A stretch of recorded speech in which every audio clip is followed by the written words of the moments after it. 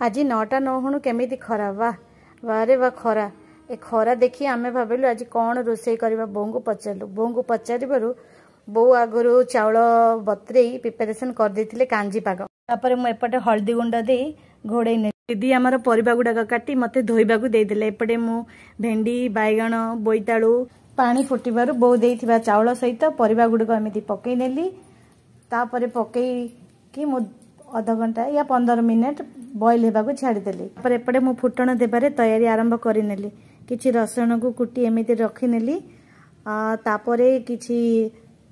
मेथी पान मोहरी सुखला लंका मेसियाम पत्र सोरिष आउ ता सहित टिके हेंग तापरे कांजी हे जिबार देखि मु एपटे गोटे अन्य गोटे कड़ाई रे सोरिष सुखला लंका मेथी पान मोहरी रसुण देई फुटण देबार आरंभ कर देली देखंत एपटे बनि गलानी तापरे हेंग टिके देई मेसियाम पत्र दे मो फुटण को कंप्लीट कर देली देखंतु मो कांजी एपटे रेडी खरा पाग को कांजी भात सहित तो मस्त लगे कौन सी भी परिया बने की खाइबा देख बहुत बढ़िया हेची ना मो कांजी